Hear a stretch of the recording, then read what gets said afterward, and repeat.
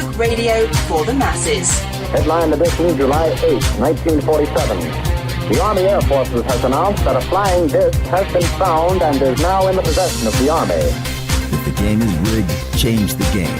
Game changer. I occasionally think how quickly our differences worldwide would vanish if we were facing an alien threat from outside this world.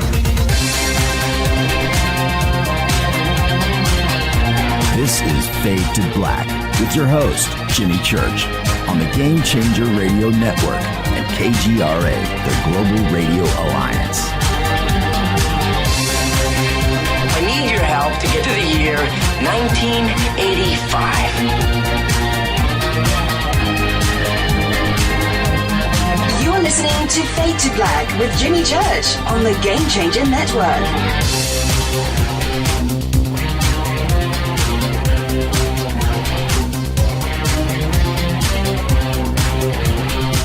Good evening. Fade to Black. Bespoke radio for the masses. Today's Monday, October 7th, 2019.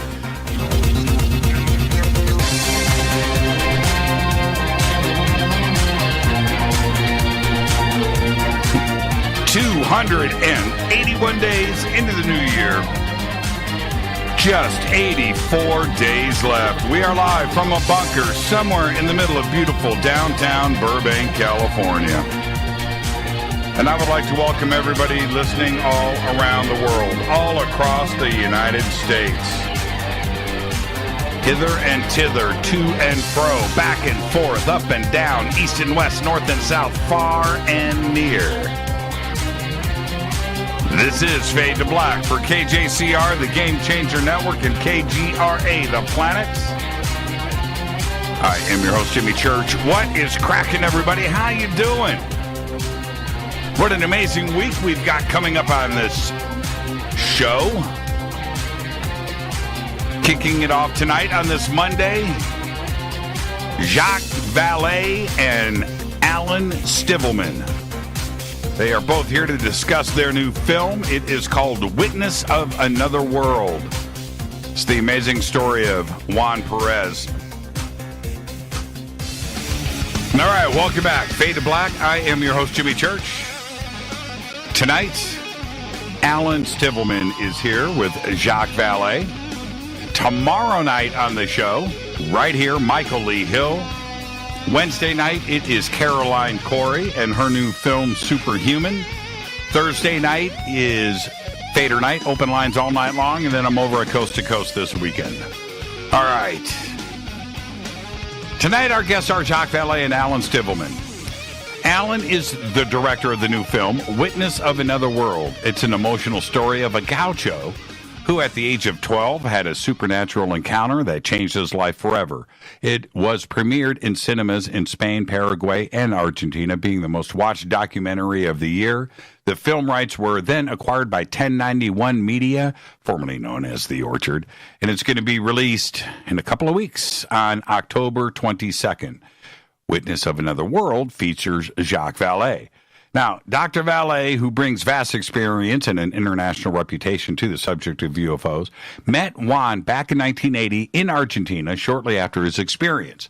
And the movie shows their emotional reunion 35 years after the initial investigation. Now, regarding the movie, Jacques says, this is the only case in the history of ufology in which a witness has been studied twice at some 40 years' time difference, with his life and the impact of the experience documented fully. But beyond that, it demonstrates the mistakes we in the United States have made in our methodology, and it opens up a way to a new, much richer era of international research. And I would like to welcome to Fade to Black for the first time, Alan Stivelman. Alan, welcome to the program. How are you? Hi, Jimmy. How are you? Thanks for having me. Yeah, thank you. And I would like to welcome to Fade to Black, also for the first time, Dr. Jacques Vallee. Jacques, good evening. It's a pleasure. I look forward to discussing this movie. It's an extraordinary film, and I'm going to say that so many times tonight, and I'm going to try not to be a fanboy. But before we get to that, for the both of you, you get the first-time guest disclaimer. So let me get that out of the way. This is just the three of us sitting on my couch having a conversation as friends. And where that conversation starts, it starts, and where it ends, but we're going to end as friends. There you go. That's the next time the both of you are on the show, you don't get the disclaimer. So that very good. Yeah, it's about time. So welcome to the program. And Alan, I'm going to start with you because I have the same question for Jacques. But I'm going to start with you. This case goes back to 1978. And his story, and I'm talking about Juan's, his story is just incredible, from start to finish. But how did you find the case? I remember when I first read about it in 78, but how did you find out about the case? Well, I was writing a script in 2010. I was doing automatic scripture. And then I realized that I was writing a story about an abduction. But at that time, I didn't know nothing about the UFO phenomenon nor the abduction phenomenon. I was mainly focused on ancient civilization research, what is below Earth. I was mainly focused on those kind of mysteries, rather than looking at the stars and see what is beyond the stars. So when I found out that I was writing this kind of story, I started to make some research, buying some books, and one of these books, it's about abduction cases in Argentina. And 10 pages were about one per case. It was written by a psychiatrist from Argentina, Dr. Néstor Berlanda. And when I was showing my previous movie, Humano, in the cinema in Rosario, it's a city near Buenos Aires, 4 hours away from Buenos Aires, in the cinema, it was the author of this book. And I was grabbing this book while I was speaking to the audience, because on the bus I wanted to read something, so I got this book and then I read it. And when we meet each other, we realized that it was not it wasn't by chance. And then we decided to have a lunch the next day. And at his house, he started to talk about the Juan Pérez case, that it was one of the most significant cases that he ever researched. And he showed me a video, a very small video that it's on the movie, that it was Juan in front of a big audience talking about his case when he was 18 years old, and he couldn't started to speak about his case because he thought that no one is going to believe him. And then I realized that it was my first time that I was in front of someone who had an encounter with the unknown, with the supernatural. And I wanted to meet him. And 3 months later, I and Dr. Néstor Berlanda went to the countryside, and I met Juan. And when I meet him, I was shooting with my camera, and the first words that he gave to me was about his case, about his dreams, and then he started to cry, and I couldn't keep recording. And then I remember that I just sat down next to him and tried to see what happened to him. And 4 years after, we did this movie. Yeah, and this is what we need to do here, Jacques, is to establish what actually was happening. In that Juan was living alone with his family. He was a gaucho living on a ranch very remotely. And for you, Jacques, when we look at cases in pop culture, where here in the United States we have access to mass media, or we have access to television programming or books, and we can be maybe polluted, right, in what we are witnessing and what the experience is. But in Juan's case, he didn't have any of that. And for you as a researcher, that just must have floored you, that it's almost impossible to find a witness or somebody in an abduction or ET experience that hasn't been contaminated, right? That's true. And I met Juan when he was 14. So that was 2 years after his experience.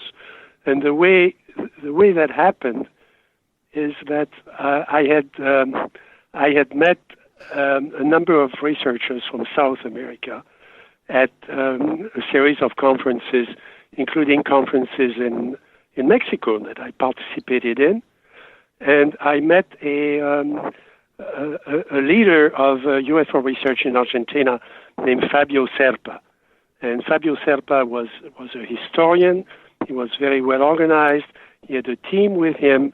And he invited me to lecture in Argentina in 1980. And he wanted me to lecture in Spanish in 5 different cities in Argentina. Now, you have to realize, and I think this is something that is important to point out for an American audience. Argentina is equivalent to the size of Europe. It's a very large country, and it has, a sizable population, but the different provinces are very different culturally. And to me, what was fascinating was the opportunity to visit, these 5 cities and to meet people who were doing research in those different provinces. And so I made a deal with Fabio Serpa, saying, okay, we can go to these 5 cities, but I want to have a free day at every place, so that I can meet people who are doing research in those areas. And that's how I met Juan, because we gave a lecture in the far north of Argentina, close to Uruguay, a province called Entre Rios, which is very flat, very isolated, very relatively poor, mostly agricultural, with a number of farms or estancias. And the people we met there, the researchers there, told us that there were a number of reports in the area, and they had organized a meeting with the family of Juan.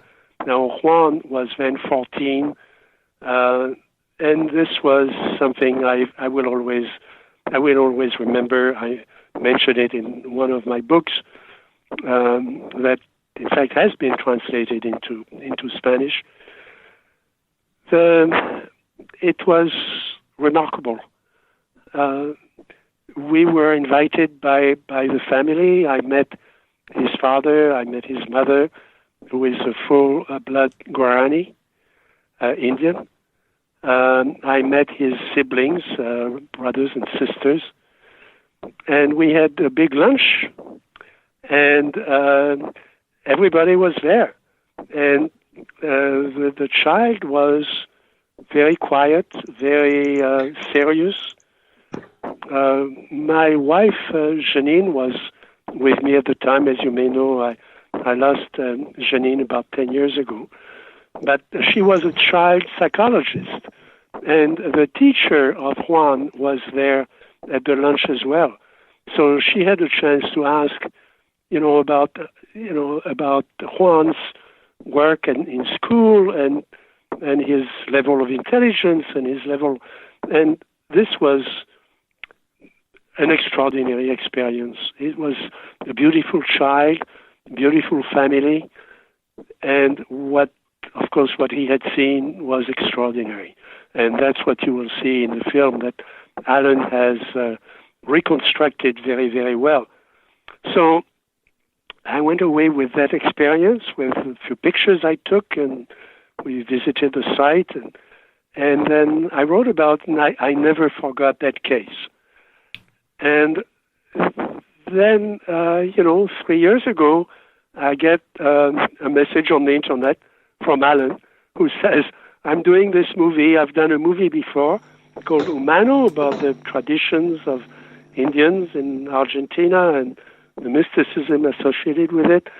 But I've met this young man that you write about in your book, and can I come to San Francisco and interview you about him, because it's a unique case and I don't know what to think about it. And I told him, well, do you know that there were 3 other cases the same week in the same town of Venado Tuerto, which is that at the time was a small town in that province? And he said no, he didn't know that there were other cases. He thought it was something like maybe like a dream or like a magical experience of just, an isolated child. And I said, and he described to me that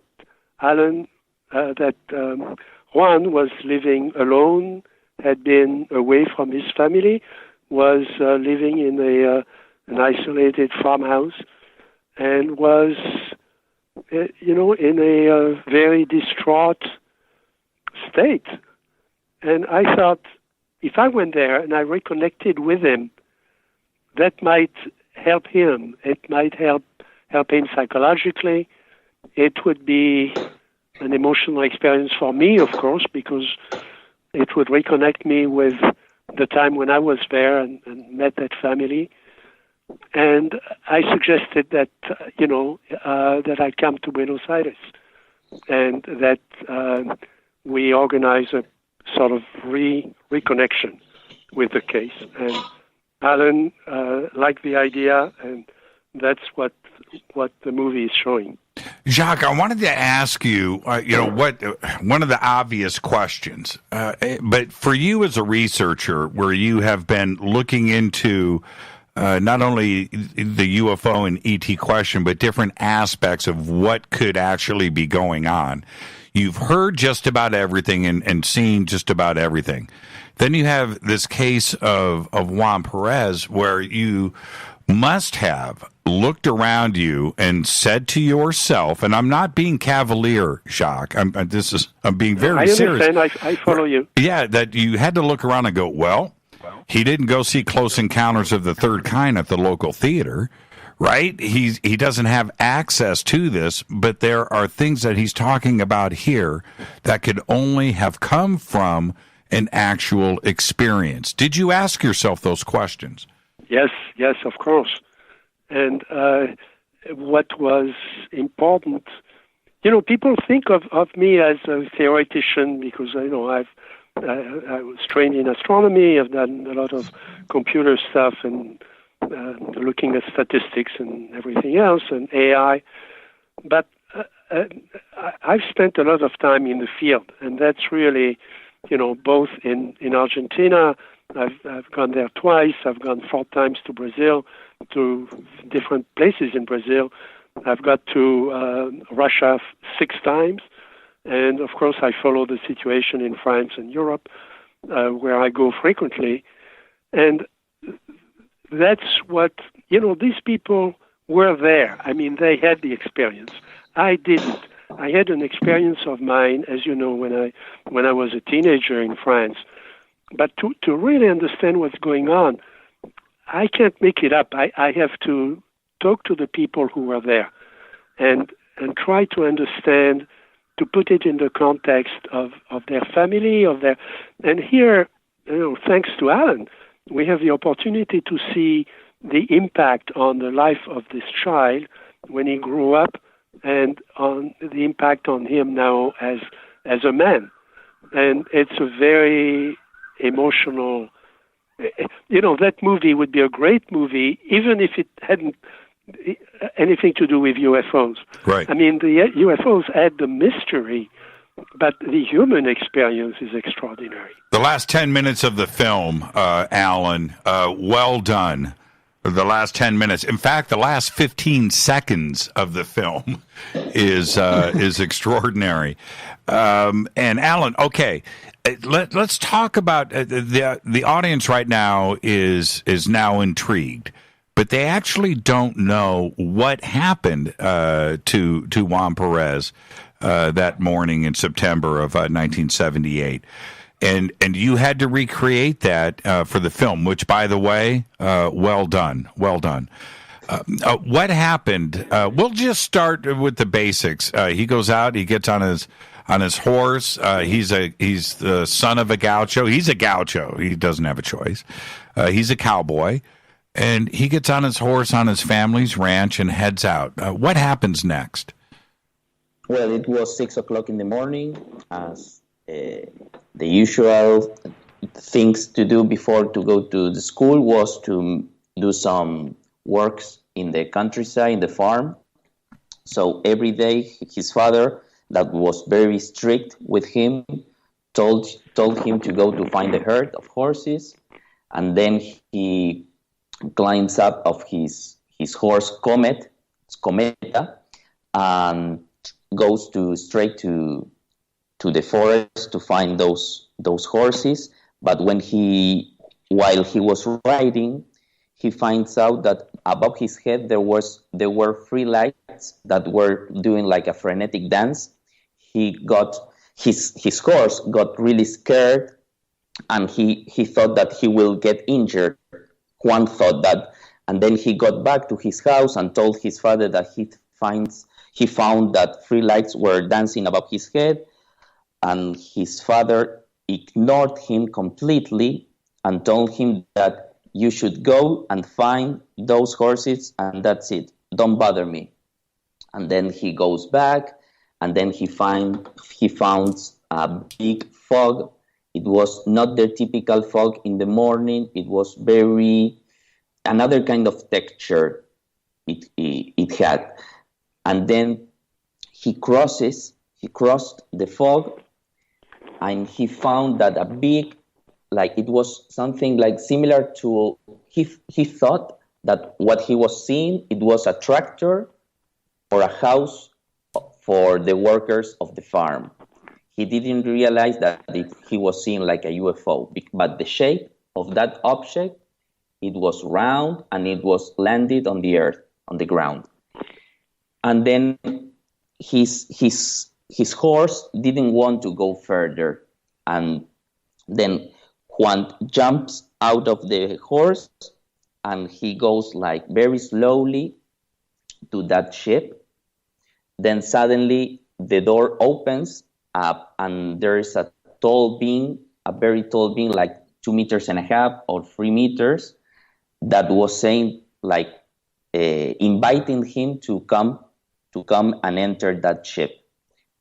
But that time Juan was the only thing that he was thinking, it was like, well, it perhaps is someone of a worker of the farm or something like that. And then a ladder goes down and he like ties the horse next to the ladder, and then he climbs up. It was the stairs of the ladder were very, very like high, and it was very difficult for him to climb up. Then he goes inside of this ship or this object, and it was really funny because in front of him there was like a transparent wall, like an electromagnetic field that he couldn't pass it. So what he saw was like on his left side there was a small being, like 1 meter, like he was cutting meat above a table, but the meat was not full of blood. There was no blood in the meat. And in his right side, there was this tall being in front of some monitors. There was like a keyboard, but without buttons, more like what we can see now with our tablets or iPads. And then the little being started to go from his side to the Juan side without difficulties, but Juan couldn't go through this electromagnetic field. Juan describes it as a glass wall. And also, not to interrupt, but watching the way that Juan deals with it and describes it is extraordinary, because he's never seen anything he's never seen a science fiction film, right? And he's describing this technology and what he is seeing for the first time, and it can only be the way that he is describing it. We understand it. We live in a technical society. We totally get it. For him, he's trying to describe something that he has never seen before. He does a pretty good job of it, but it's I can't imagine what he was going through, because he describes the little shorter E.T. being as a little boy, because he doesn't have another way to describe him, right? It's in Jacques, I'm almost thinking innocent. It was an innocent description, right? Yes. You have to imagine the conditions in which he was living. I mean, that farm was poor. The family was very simple, and that there is no question that the description he gives is accurate, because we very often I'm angry at the questions that scientists ask, as if people in the country couldn't make good observations around them. But people in the country live by observing nature. They know a lot more, and they notice a lot more details about nature than a scientist coming from a university would in the same environment. And on top of that, Juan was very brave. He was a very brave kid. There was no question when you meet his father, there is no question that the father tells you what to do and you do it. I mean, there is no argument. There is no room for changing the assignment. And he throughout his attitude is one of curiosity and exploration, and it's completely consistent. I mean, there is no room to say, well, maybe he was dreaming, maybe he was, in some sort of state.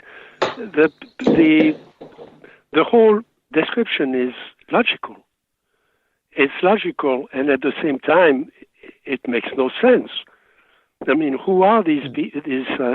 This very tall, robot-like being, and the short one who is cutting meat on the table. It turns out, so I sent Alan my report from my, the investigation that I did when I was there in 1980, and it included reports of cattle disappearing in the area, and those were the days of cattle mutilations in the United States. They didn't know anything about that in Argentina at the time, and here's this being, inside this so-called UFO, cutting a leg of a cow. I'm going to use extraordinary so many times tonight. I can just feel it coming. I need to take a break right here. Let's do that. Our guests tonight, Alan Stivelman and Jacques Vallee. We're discussing their new film. It is called Witness of Another World. We're going to take a quick break, and we'll be right back. Stay with us. It's Fade to Black on the Game Changer Network and KGRA, The Planet.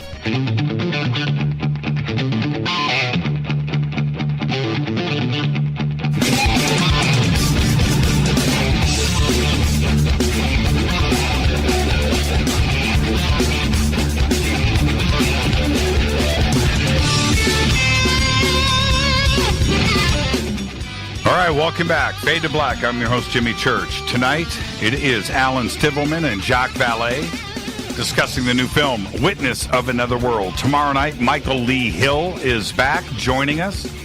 Wednesday night, film director Caroline Corey. Tonight, it's Alan Stivelman and Jacques Vallee. And Alan, in a second, I want to ask you about the recreation that you did.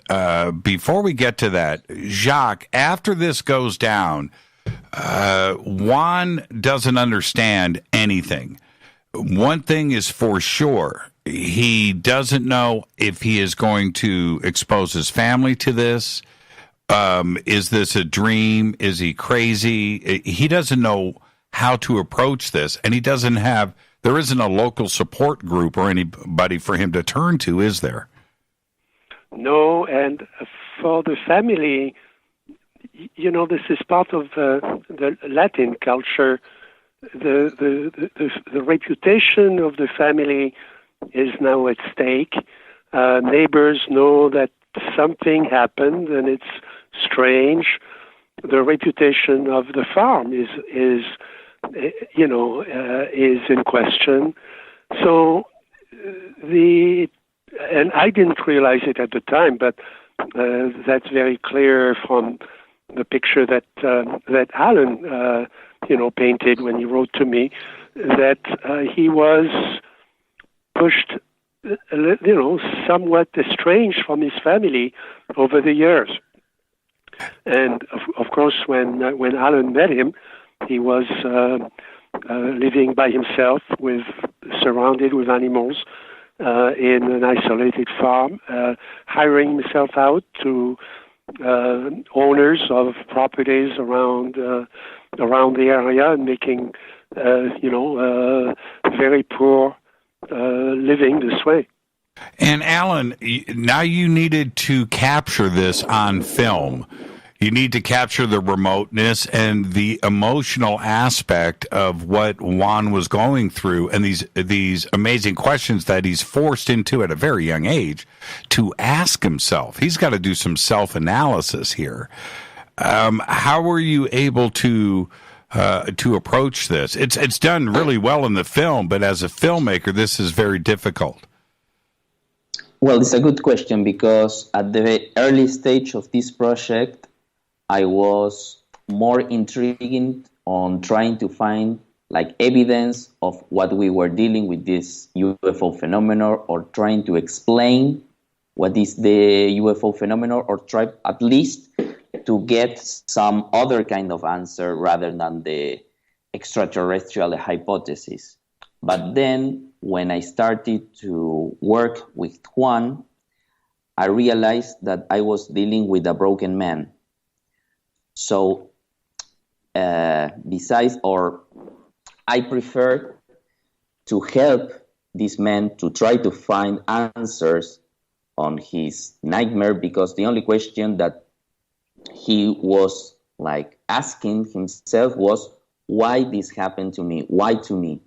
Because after this contact, he started to have precognitive dreams or premonition dreams that was a living hell for him. Every night he was having these dreams that were more real than our reality. That was the way that he described it. And he was really suffering because he didn't want it to have dreams about death, about accidents that his family were going to have, or other kind of relatives or his friends, etc.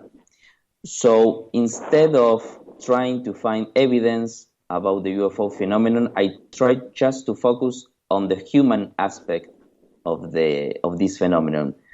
And now I realize that is the most intriguing and most fascinating aspect of this phenomenon, because it's hard to have hardcore evidence, videos or photographs, etc.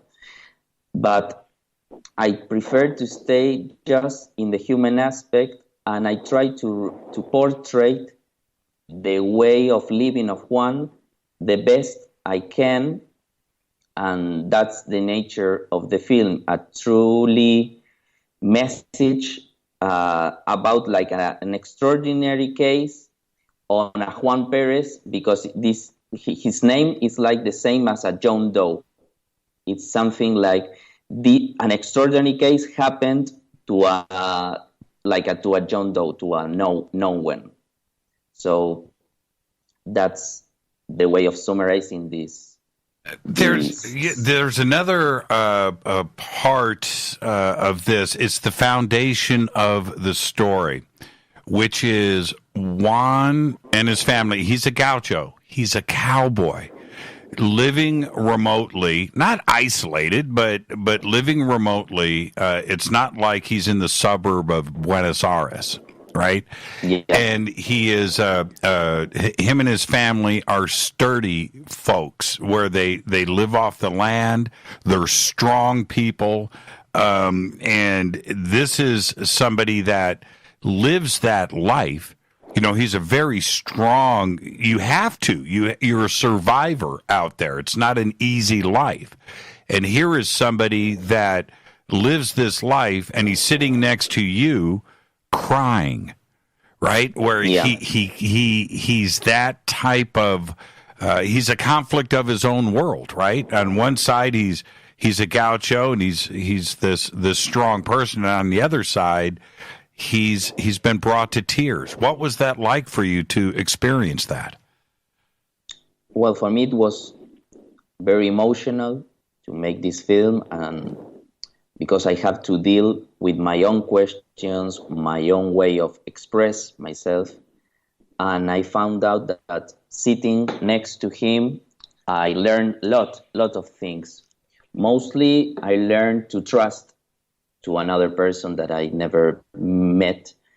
And in the case of Juan, I remember one of the first scenes that we shoot was one with we were drinking mate, that is similar to a tea.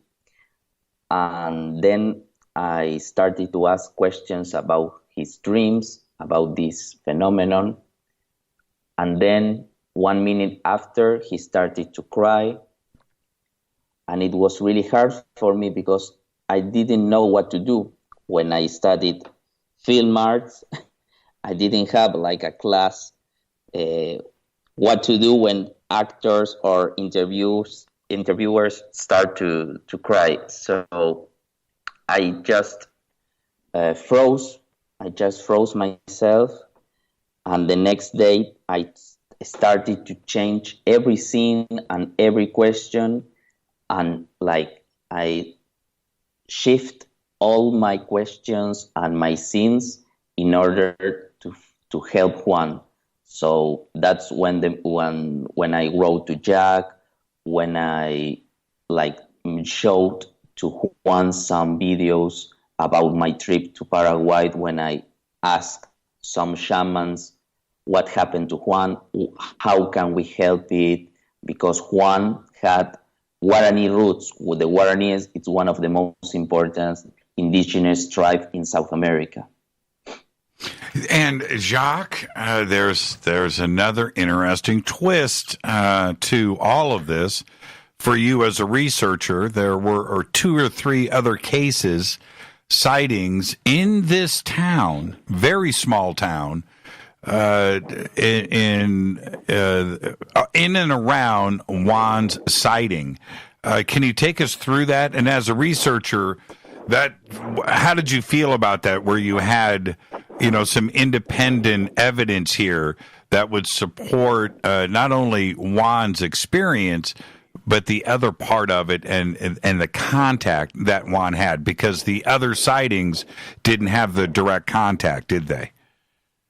And you're right. This is very important, because we absent those other cases, you could still say, well, maybe this is a waking dream that this child had. Maybe, it's clear that he didn't make it up, but it could be some sort of hallucination. After all, he's very isolated, in that part of the country.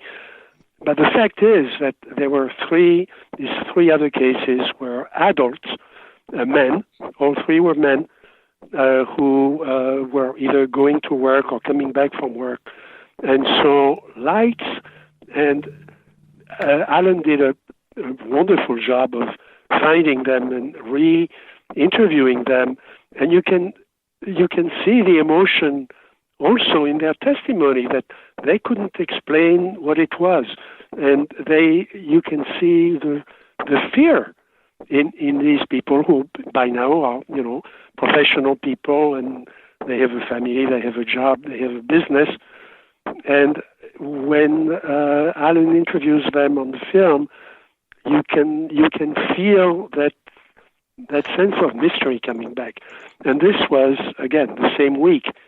And I think that is what put some substance behind the whole experience. And then you have to go back and say, well, are there other physical correlations to the experience? And there are. For example, there's a mark on the skin of Juan's shoulder. Well, I've done quite a bit of research, both in the U.S. and in France, on people reporting that they wake up with a mark on their skin, which is not explained by anything that they've done. It seems to happen overnight. The horse was tied to. Now you have, some of that makes you laugh, because here's this kid who is 12, is not afraid of anything, is going into the fog. He meets this extraordinary craft and these extraordinary beings. He climbs the ladder to go see what's inside. He is a very good observer. The details are very clear in his mind when I interviewed him. He ties the horse to the ladder of the craft. The horse, the name of the horse is Cometa, the comet. Okay? Mm-hmm. Now, you can't make that up, okay? The horse doesn't like the whole thing. The horse is kicking the ladder, and the horse gets hurt. Now, the kid goes back to the farm with a horse that is hurt, and within a week, the horse became blind, and the horse died. Now, we have lots of cases where people were hurt as a result of a close encounter, and I've done, and I continue to do a special study of medical effects of close encounters. And, I'm communicating with, of course, with doctors. I'm not a doctor myself. And we're trying to find what that could be. But here the kid didn't have any ill effect physiologically. He was not paralyzed. He was not hurt in any way. But the horse died. Now, you end up with a series of observations like this that converge to tell you that something extraordinary did happen, and it was physical. The impression that Juan had ranged from the completely physical to really the mystical, and I think here Alan should talk about this, because he reconstructed his later life. And his life, of course, he's a hunter. He goes into the forest, is very close to animals, is very close to nature, and there is a sense of mysticism that comes from that, which is informed by the experience that he had as a child. He says, and that, that too is extraordinary. Yeah, Jacques, you bring up one of the, for me, an emotional connection in this film that got to me, which Juan says, I can't talk to people. My friends are my animals. My friends are my dogs. And that's who I can communicate with today. And that just rips at you, because he doesn't feel that people will understand his experience. And he's been dealing with this now for 35 years, right, Alan? Well, even in his connection with Alan, as open and gentle and smart as Alan was, he was discovering this for the first time. That's why I felt that I could help because, Juan remembered my visit to his family and to his farm and the conversation we had. So that could close the cycle for him, and it could begin the healing. And that's what we were trying to do. Yeah, absolutely. Alan, how did you choose to approach that aspect of it where he's just emotionally so isolated that truly his only friends in his communication are his own pets and the animals on his farm? Well, it was easy because I only show the spirit of Juan, his soul, because the way that the movie shows him is the way he is, the way I met him. Very kind man. He has a strong connection with all the nature, with his animals. Also, plenty of people in Venado Tuerto, his hometown, brings him some animals that are really injured, and Juan heals them. So he has a strong connection with the animals. And my only job was to try to portray him as much as I can, the very transparent. I didn't want to add any effects or any kind of bizarre techniques to show the spectacular encounter that he had. I only wanted to show his suffering, his trauma. The particular case in Juan is that he had a supernatural trauma. It's not the same as a biographical trauma. So my only job was to try to describe him as the way I was seeing him. Yeah, the best way to do that, show Juan Perez with some puppies. Right? Yeah. Oh, man, it was just an extraordinary scene.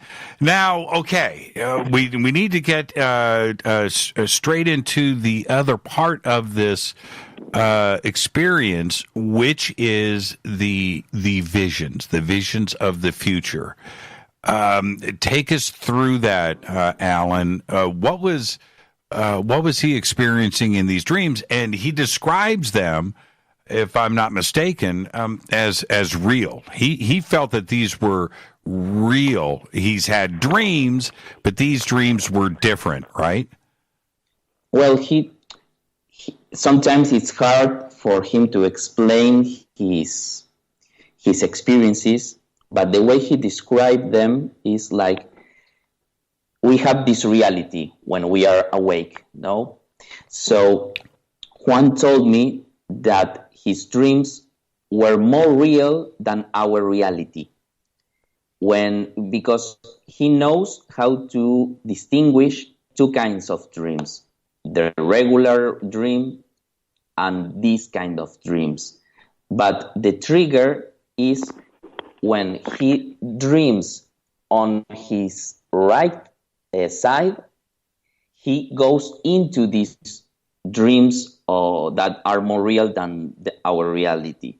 But if he dreams like to the left side, he will have like regular dream. So when he's like sleeping and then when he's dreaming, he goes into his right side, he goes directly to this super real dream, and then he goes very immediately to the other side in order to stop this kind of vision. And during like 35 years, he had this kind of dreams. But one of the peculiar thing is that when I went to Paraguay, when I met these shamans, these wise men and women, they told me that the way that they had to connect to higher levels or higher realms, it's thanks to the dreams. So we have like this ancient community, the Guarani community, the roots of Juan connect to the spiritual world through dreams, through these kind of dreams. But Juan didn't know that. That's right. So, and let me jump in, Alan. To be clear here, you went to Paraguay, but the shamans that you met there, they were not familiar with Juan Perez and his case. Juan is not there. There is no connection between the two, but you set it up beautifully in the film where you've got Juan describing what he is seeing, and then you go to Paraguay and they describe what you should see when you're making these connections, and the visions were the same, right? Right. Yes, I made one of my questions before I made this project. After reading many books, after reading plenty of books of Jacques, one of the questions was if there is a connection between the lineage, the ancestry, and the UFO phenomenon. Because when I met the family of Juan, the mother of Juan told me that she had a similar experience when she was a teenager. So then I realized that probably there is a connection, and then I wanted to go to his old roots, that they are from Paraguay, from the Guarani people, from this Guarani tribe. When I went there, I found out that they were familiar with the UFO phenomenon, but not the way as Western people are. They started to talk about this phenomenon as an holographic phenomenon, that it's 50% real and 50% not real, because they told me that this phenomenon comes from two sides.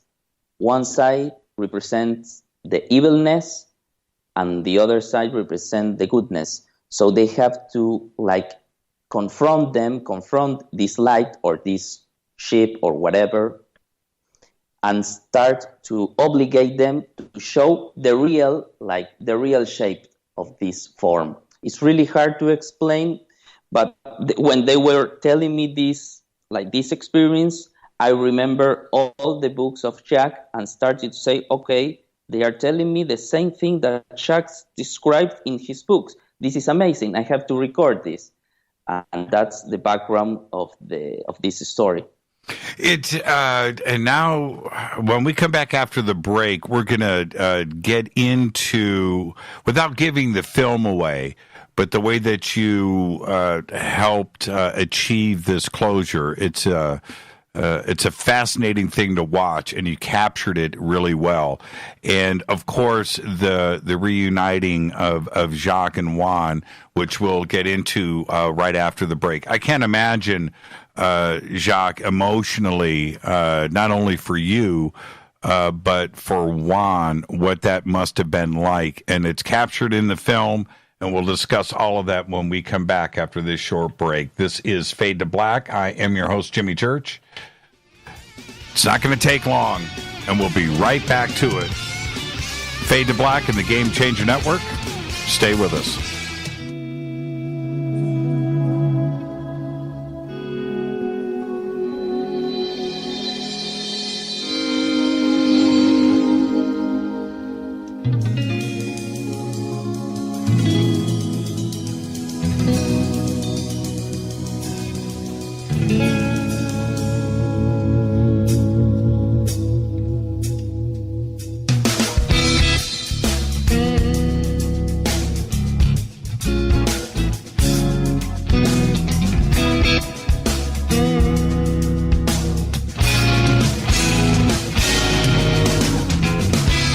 Welcome back, Fade to Black. I'm your host, Jimmy Church. Tonight, our guests, Alan Stivelman and Jacques Vallee. We're talking about their new film, Witness of Another World. Tomorrow night, Michael Lee Hill. Wednesday night, Caroline Corey. Thursday night, open lines all night long. Now, Jacques, I wanted to say this for the audience. You and I have talked over the years many times about, coming on Fade to Black. And you had said to me, I'm going to throw you under the bus a little bit. You had said to me, Jimmy, when I have something to say that is important, we will do this. I promise you. And you said to me earlier today, Jimmy, this is it. This is what I need to talk about. And for you, the story of Juan Perez, why is it so important to you? Well, it's important on several levels. It's important for the field in general because it is, most UFO stories, somebody has seen something and they report it, and some investigators come and they write up the story and they publish it, and you never know what happens after that. And in the work I've done, I've always tried to take the long view. First, I stay away from the things that are, in all the newspapers and on television and so on. I try to focus on the things where I can get involved with the environment of the witness or witnesses, get to know them, gain their trust, because what they tell you the first time is probably not the whole story. And they, this, as in the case of Juan, these stories are threatening, they are difficult, they are very difficult to insert into everyday life, and even for people to remember what happened, you have to give them the opportunity. And I was listening to what Alan was saying earlier about, he's not knowing what to do when Juan started crying because it's the last thing that he expected. But what happened is that Alan gave a space where these emotions could come up. And of course, a professional psychiatrist knows how to do that. But as investigators, we don't realize that very often you don't really need to have a questionnaire or to have, a series of questions or put people on the spot. And you can just let the situation evolve. And that's what's so beautiful in this movie. So it's very rare that someone has been followed like this. In fact, I don't know of any other case where someone was followed for, from the time he was 14 to the time he was 50, in such detail with his environment. For me, that was a different story. Remember, when I was there, I was 30. I had my wife with me. We were discovering this wonderful country. I mean, I love Argentina. I love the Spanish language. I had a few months before I went to Buenos Aires when Alan invited me. So I used that to relearn enough Spanish that I could speak one-on-one. You did well, by the way. You did really well. That was impressive. Well, I love Spanish, and I used to be fluent in Spanish when I was a kid, when I was 15. Of course, I've forgotten a lot of the words, but I still love the language. So I relearned enough of it that I could be alone with Juan, as much as I think tremendously about what Alan has done. There is something about being alone with the witness and just getting into his space, getting into his soul and to his heart and sharing things at that level. You can only do that if you speak the same language. And I'm very frustrated when I'm, for example, in Brazil or in Russia because I can't do that. And so I wanted to be able to do that with Juan. So yes, it was very emotional, and yeah, you'll see in the movie I'm not a very good actor, and I was awkward, and I was, under a lot of emotion, and I think that shows up in the movie. Yeah, take me to that moment, if you will. I want to ask Alan about that separately, but you guys have a moment that is caught. You guys are reunited after so many years, and I'm reminded of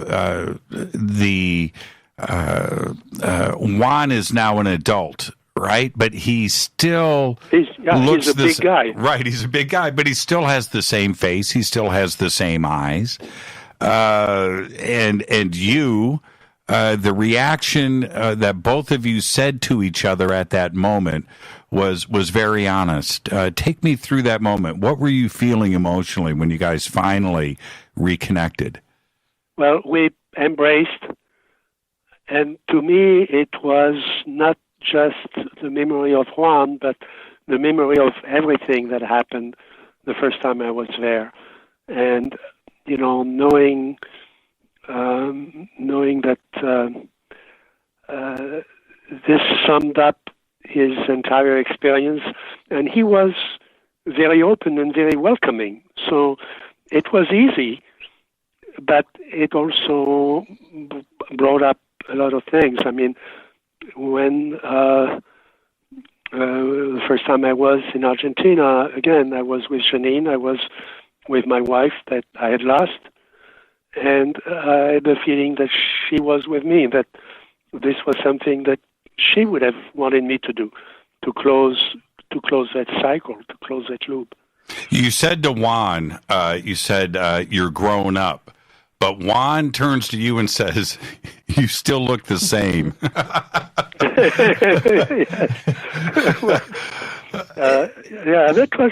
That was funny. We had a good time.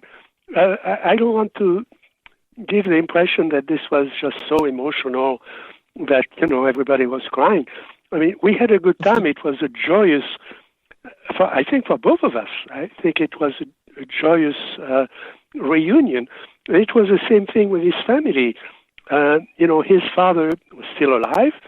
His mother is still alive. By the way, what Alan said about his mother having had experiences, when I met her, she was very quiet. She was, of course, serving the big lunch that we had. The thing they do in Argentina, which is wonderful, is when somebody comes visit, they have what they call an asado. And, of course, Argentina has the best meat in the world. Mm-hmm. And they put, a bunch of tables together. They invite all the neighbors. They invited, the investigators who were with us, and Fabio Serpa and his sons, and the whole family was there. And it was a very joyous occasion. His father greeted us dressed in the traditional gaucho, when I was there the first time, gaucho clothing, with silver pesos on his belt. I mean, it was very clear who was in charge. And any question that the kid would have invented a story. Right. That's when you met the father, that was impossible. And again, it was a joyous occasion also for the family. And I think the great thing that Alan did was reconciling, making it possible for the family to greet Juan as part of the family again. That this experience was extraordinary, but it was now recognized, it was acknowledged. And I think that I don't know if people see that in the movie. It was very clear when we were there. Yeah, again, it was fun. It was. His father had this hat, traditional leather hat, and I had a picture of him when I was there, 35 years before, wearing the same hat. So I said, "Señor, es el mismo sombrero, it's the same hat." And he laughed and he said, "Yes, it's the same hat." And, that was, all of a sudden, there was no distance. There was no, things were simple. And there was something. I think that's what I value in that kind of experience.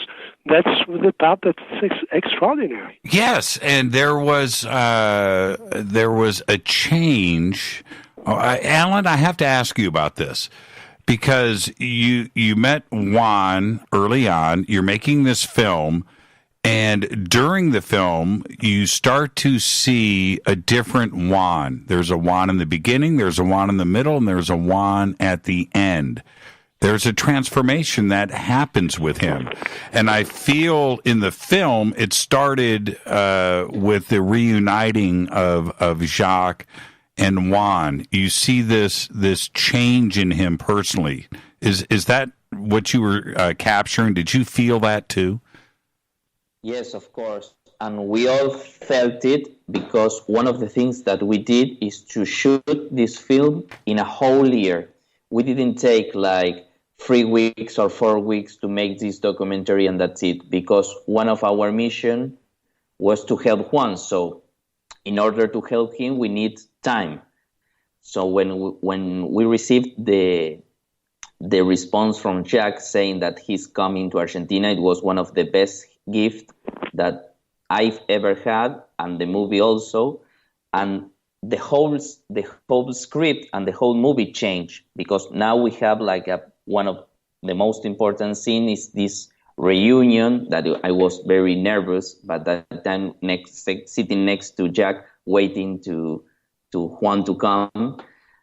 And we see the whole transformation of Juan since the beginning till the end, because Juan is, when the movie is going, when you are seeing the movie, you are evolving next to Juan. You are seeing that he's closing his questions, his doubts, also his nightmares, because now he understands why he had those dreams, why he had that encounter. Thanks to Jack, thanks to Dr. Nestor Berlanda, the psychiatrist, thanks to the shamans. It's like he has all the pieces together, and all the conclusions were like, we didn't say like, Juan, what is happening to you is like blah blah blah.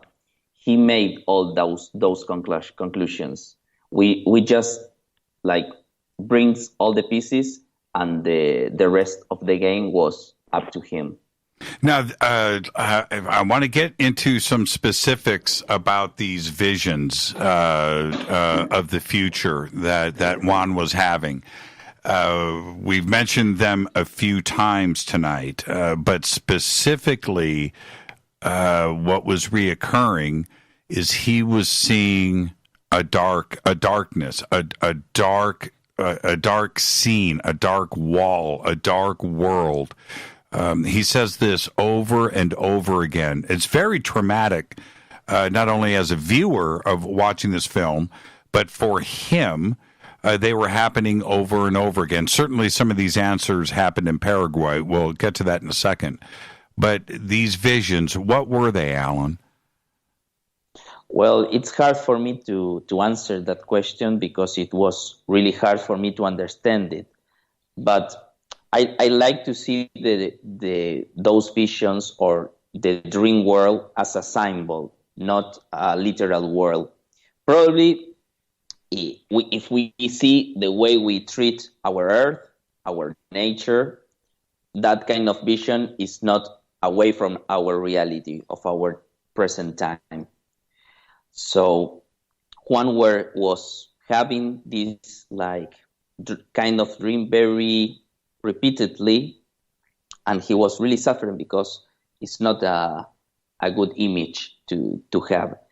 But one of the things that I was really intrigued was that the beings of his encounter were the ones who were helping us as a humanity to be like separate from that thing that was coming to Earth. So these kind of ships or beings were helping us to stay safe from that storm or that storm that was coming to our Earth. An ending, almost. Yeah, an ending, like apocalypse. Right. And that aspect of it, Jacques, you have spoken about this in not only in your books, but your research and your presentations over the years, that there is a very definite interdimensional aspect to the UFO question. It may not necessarily be nuts and bolts and metal craft and flying saucers. It's that too as well, but there's an interdimensional aspect to this. And with Juan's case and his experiences, for you, this is exactly what you've been researching, right? Well, and the case gives us the opportunity to look at this in detail, right?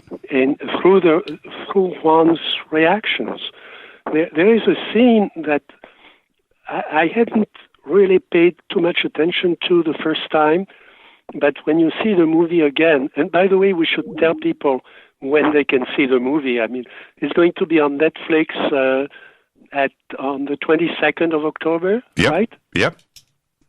And it's going to be on other networks or just Netflix? I think it will be live on Netflix 6 months ahead, but now it will be live on all platforms: iTunes, Amazon, Google, Vimeo on demand, etc. Yeah, we've got all the links for it. I announced it earlier in the show, and all the links, everybody, are over at jimmychurchradio.com.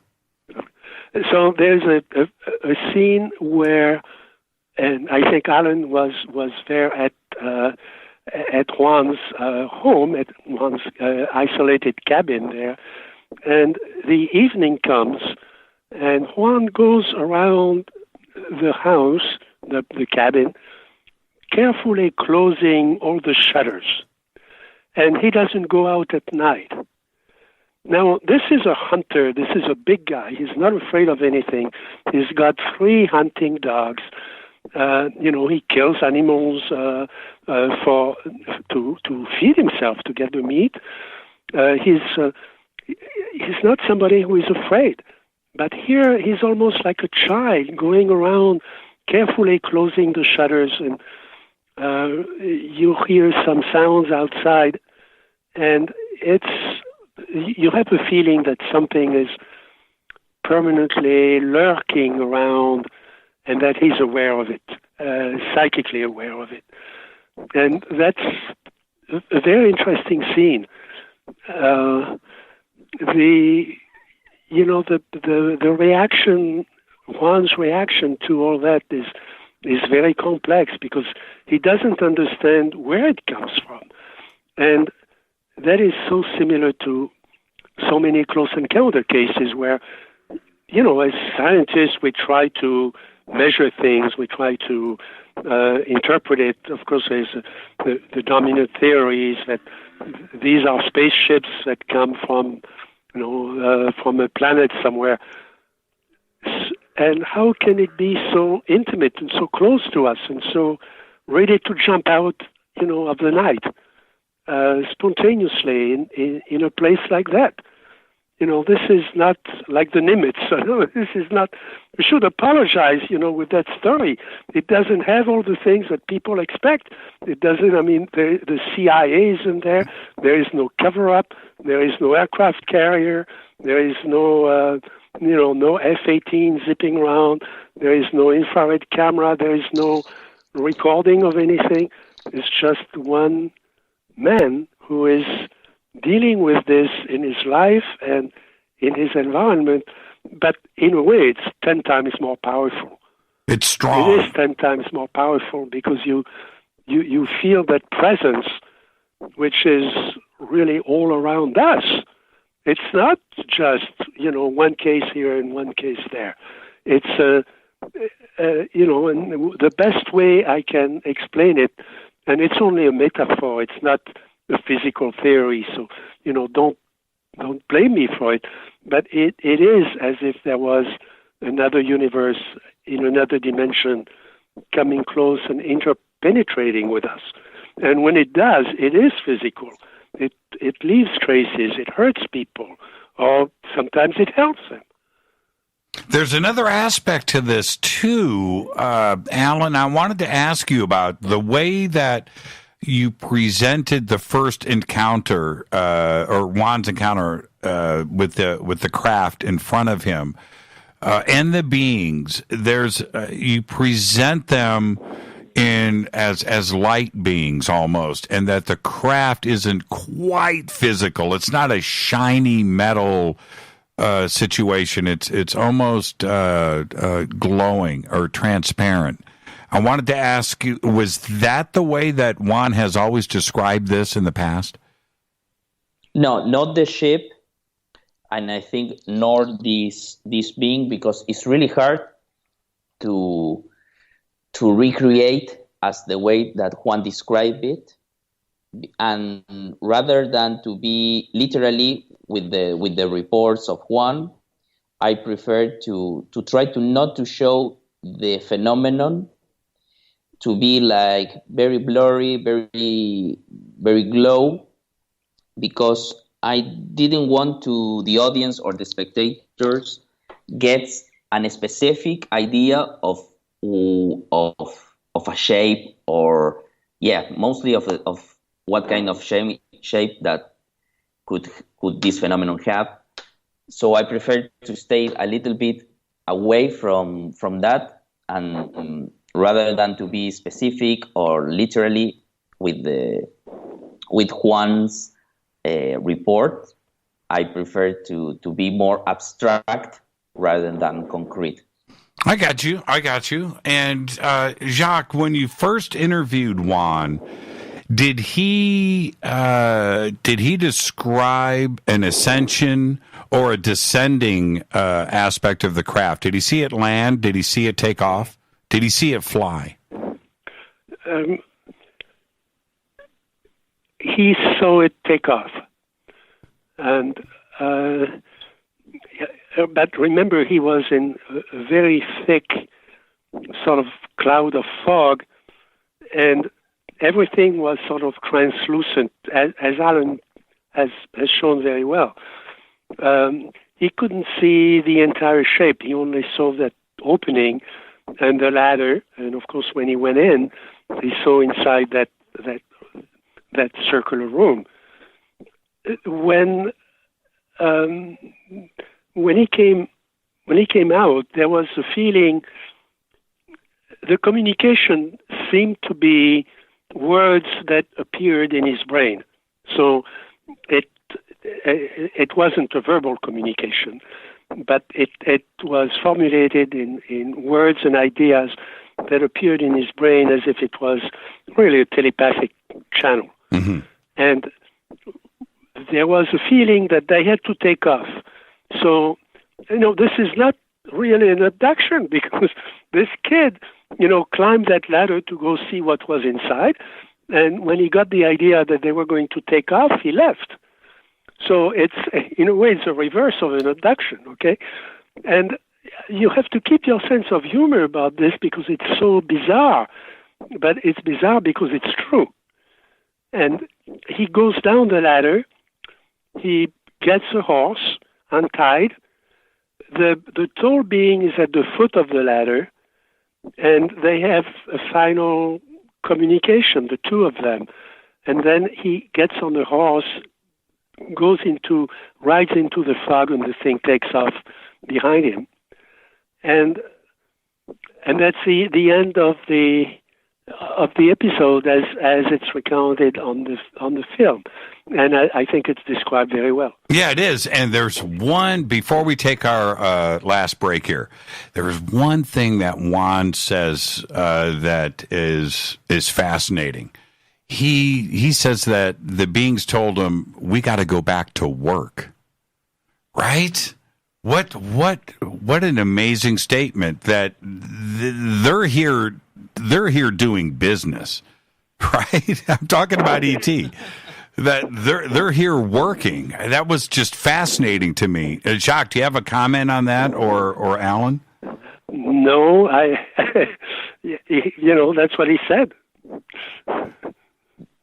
Yeah, no comments. Yeah, right, exactly. I just remember sitting back going, well, that's exactly how it went down, right? There isn't any fantastical we're here to give you technology, or we're here to share. No. We're here to bring you into the federation of the universe. We're here working. We gotta go. And they were all business. Yeah, they were all business. Let's take a break, and we'll come back and wrap this up. Fascinating conversation tonight. This is Fade to Black. Our guest, Alan Stivelman and Jacques Vallee, talking about the new film. It is out October 22nd, Witness of Another World. This is Fade to Black. I'm your host, Jimmy Church. Stay with us.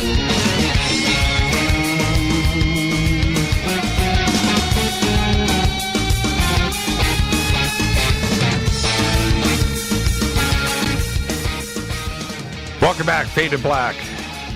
Our guests tonight, Alan Stivelman and Jacques Vallee, talking about their new film. It is Witness of Another World, out October 22nd on all the streaming services. The links are over at jimmychurchradio.com. Now, let's, this is, now we're going to go into Act 3. And, Jacques, I wanted to ask you one direct question. And that is, the hero's journey, right? And where you have a beginning and a middle and an end to the hero's journey. And this is playing out for all of us with Juan Perez, isn't it? Well, it's a sort of initiation as well. And Alan shows that very well in the movie, that he is really a Guarani kid, but he was never formally initiated in his tradition, and Alan did something extraordinary to reintroduce him to that tradition by taking him before the elders of the tribe and completing that journey for him. And yes, so it is a hero's journey, but it is, in a way, it's more, because he carries that, I think he's less afraid now. He's more reconciled to what happened to him. He sees that he's not the only one who had the experience, that other people, including people from the United States, are puzzled by the same mystery that he's dealing with. But now he's dealing with it as an initiated adult. And before we get to that, Jacques, I wanted to ask you, you had to reach a point with Juan to shake his hand and say goodbye again. How did you approach that? That was very funny, and I think it's not on the film, but maybe we should. Alan should make another movie about things like that. We had a reunion with his family, so we had a chance to speak with his sisters and again the father, as I said, and with his mother, and I wanted to give him something that would be unique, and I had a coin that was a copy of a very old French coin that shows a UFO in the sky. And I gave him that, and I explained to him what it was, and he wanted to give me something. So in return, and he gave me his hunting knife. His hunting knife, you have to understand that these people don't have any money. So when he needs a knife, he finds a piece of metal that he can shape into a knife, and he's going to put a handle on it. And he found a blade from a windmill that had broken up, and he took that blade and turned it into really a formidable knife. I mean, the knife was about 18 inches long, and it was very sharp. It was really his hunting knife.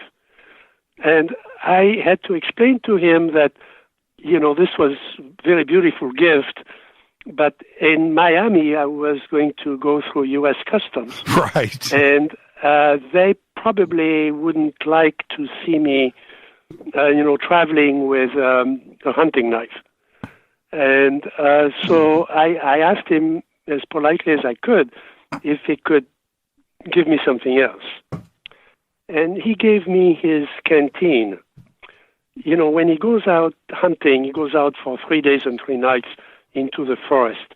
And by the way, there is an episode there that we should ask Alan about, because it is also extraordinary, the vision he had in the forest.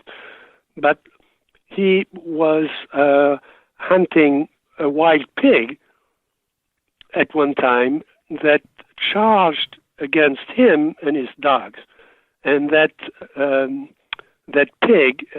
wild pig killed 2 of his dogs. And he finally killed the boar. And he thought that this was, of course, very tragic and emotional for him. So he decided to skin the boar, and he put the fur around his canteen. And I still have it, with the little tail of the boar and the fur. And it's a very strange object. It's a very unique object. I wasn't sure I could bring it back into the United States, but, it's just a wild pig, so it wasn't a rare animal. And so I brought it back, and I still have it here with me. And so that's how we parted. And it was very friendly. It was very open. It was very warm. And in the end, it was very funny. Alan, you take, we're going to save the ending and everything else for everybody when they go and watch the film. But you take Juan Perez to Paraguay. Now, had Juan at that point, had he been outside of Argentina? It's at the top of Argentina. It's a country that it's mostly indigenous. The official language is Guarani, and their roots comes from that country. And you take Juan there for a ceremony. Yeah, indeed. It was one of the ideas that I had at the beginning of this project, because I felt that Juan got like initiation, because at the age of 12 he had this experience. At the 12th, it's a very important year for everyone, but especially for the indigenous culture. It's the year or the age that you became a grown man. So Juan accidentally he had like a rite of passage, thanks to this encounter.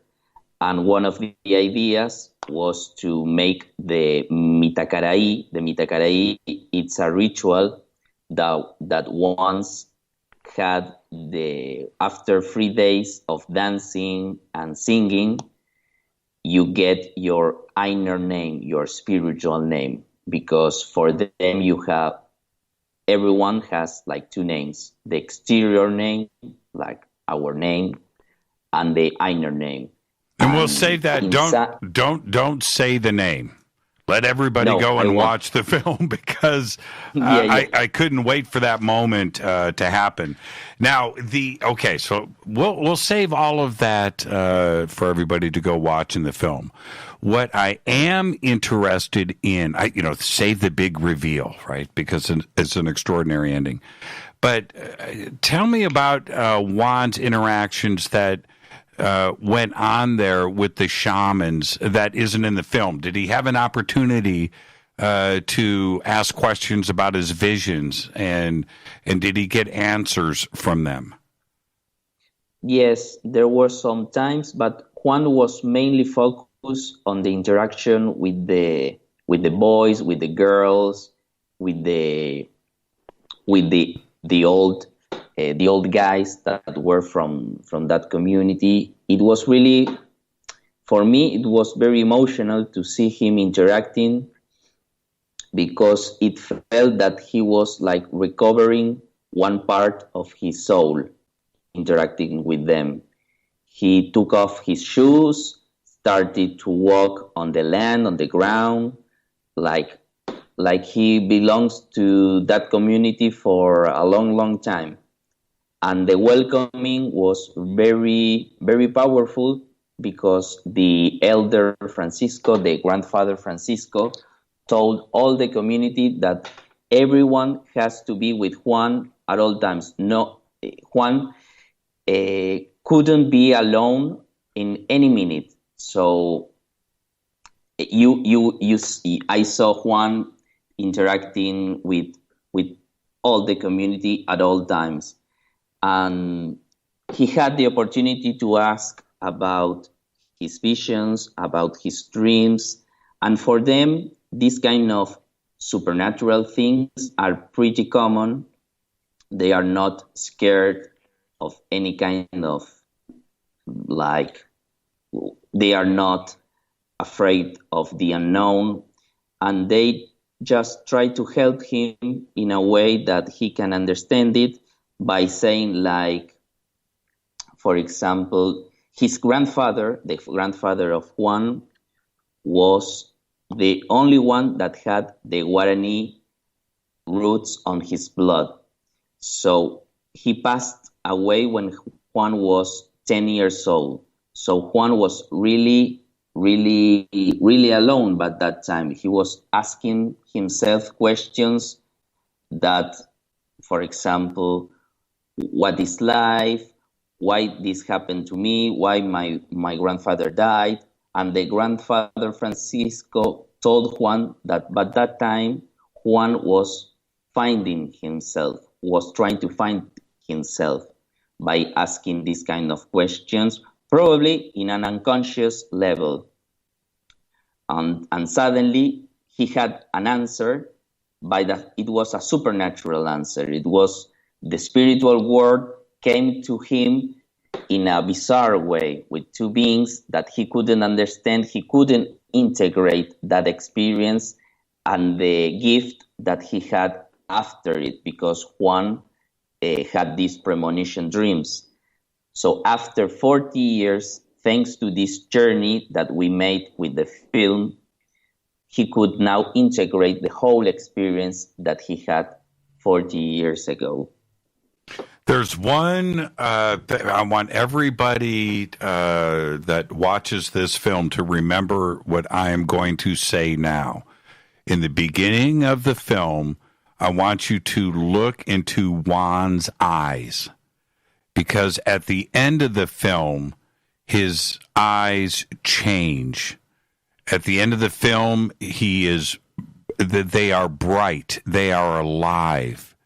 And you get to experience and see that in this film. Alan, did you see the same thing? Did you see his eyes were just vivid at the end of the film?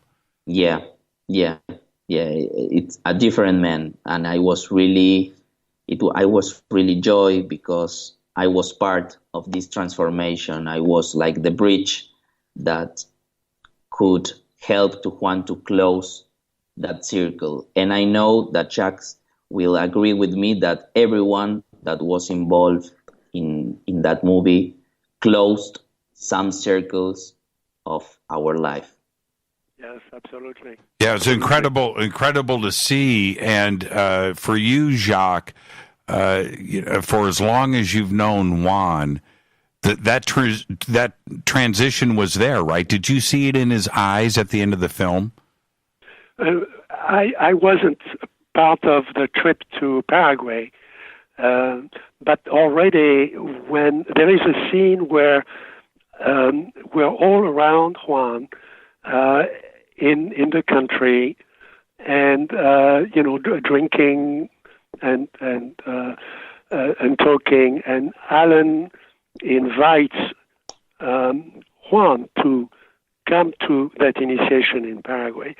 And in that moment, you see already that Juan has changed. He's much freer. He's much happier.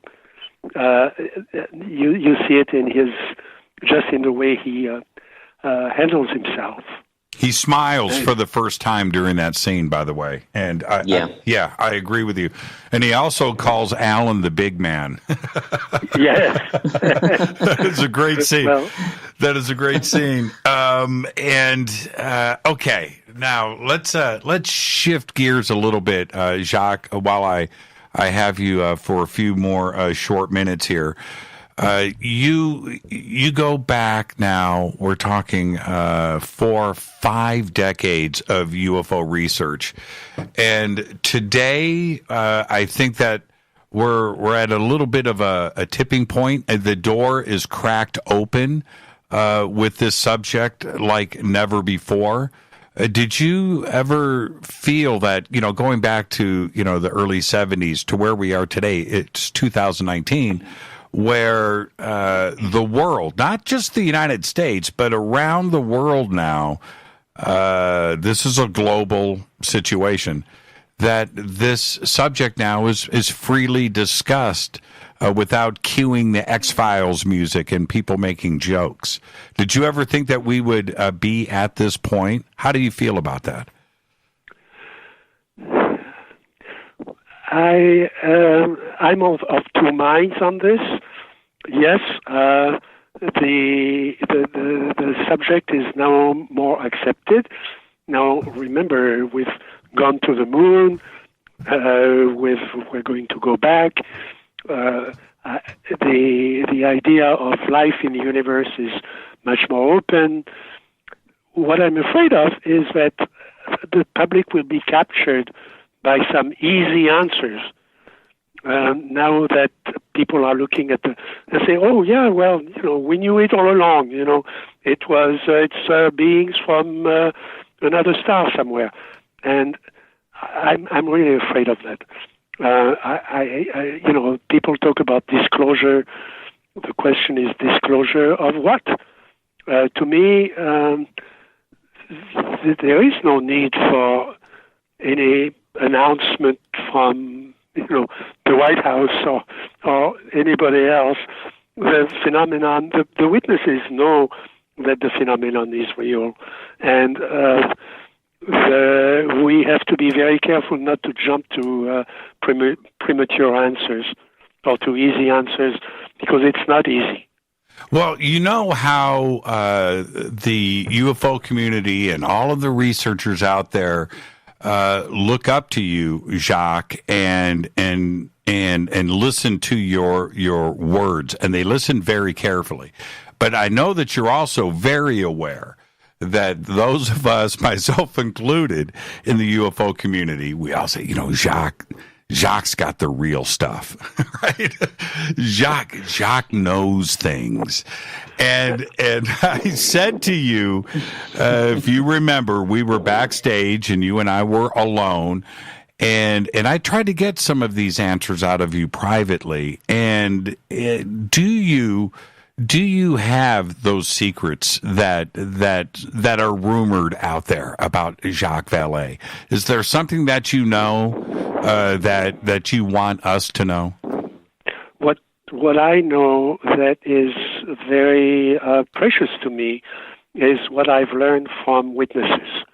Again, I've trained myself over the years to listen better and better, not to come to them with preconceived ideas, but to really listen to them and to try to share in the experience. Remember that I had a sighting when I was 15, and there were 2 other witnesses. There is no question that thing was there. I was not close to it, but I've never forgotten that, and I think that's what continues to guide me. And I don't want to be influenced by people assuming that I have these answers and so on. I'm not preaching anything. I'm not selling anything. And by the way, I think in terms of full disclosure, I have no financial interest in this movie.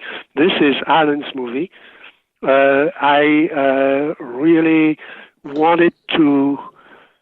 It was almost a magical thing for me that Alan has offered me. It was an incredible gift to have the opportunity to to reconnect with Juan and with my own emotions of the time, and I didn't want that to have anything to do with any financial interest whatsoever. I make a living in Silicon Valley, and I'm fortunate to be able to live the life I want. I really wanted to have no tie to this movie other than the incredible friendship that I've developed with Alan and my respect for what he does as an artist and the connection to that land. One thing is that that part of Argentina is pretty dull. It's very flat. It gets inundated when there is rain, and Alan has managed to bring out the magic of it. And that, when you've been there, that magic is absolutely wonderful. So it was, it was an incredible experience for me. Alan, is there another chapter to Juan Perez? Is there other places that you can go with this story? Well, yes, absolutely yes, because after 2 years that we finished on the shooting, we keep doing some research on Juan. Also, we practice one regression on Juan, and Juan started to recover some lost memories that he had, and we also found out that it was not the case of his 12 years old. It was not his the only case that he has. He also had 2 other cases when he was 40 and another one when he was 45. So as Jacques said, we need to see these witnesses as a whole, as in the long term. We cannot go just to take some notes about what they saw and that's it. We need to keep investigating those cases and see what happens after those encounters, because somehow the magic happens after those encounters, not before nor in the moment of the encounter, because this phenomenon deals with the conscious. So in some way, they will not be the same as before the encounter. So it's really important to keep doing some research after those contacts. And Jacques, in closing, I wanted to ask you, how important is it to have not only fresh faces, but a fresh way of looking at this phenomenon with a filmmaker like Alan, who isn't tainted, right? He's got another way to approach this. We need this in the UFO community, don't we? Well, I see that, at my advanced age, I think that's the last contribution I can make is to transmit some of that, both the data and also the understanding or the methodology that we can use around the data. And fortunately, there are, younger people coming into the field with equipped with different resources, different tools. In the case of Alan, it's his camera and his knowledge of cinema and his artistic training. And there are others, doctors and physicists and psychologists and so on. And I think that's it's very important for my generation to transmit that and let others take it forward. And that's what I'm devoting time to right now. Yeah, I want to thank you for that, Jacques. And I'm being very serious on behalf of the community. Everything that you have not only contributed to, but the way that you continue to move all of this forward on behalf of the community, I want to thank you for your commitment. And Alan, I've got to say, are you prepared? Are you prepared for the questions and what this movie is about to do? Are you prepared for this? I have to say no. Honestly, I'm not fully aware of what's coming, but I'm eager to see what the audience will say about the movie, about what the American audience will receive, because I know that most of the documentaries and movies about this phenomenon are quite different from our movie, our message, because in a simple way, we only focus on the human aspect. For me, it's one of the most important aspects of this phenomenon. But I'm really eager to see what will happen with the reactions and with all the feedback.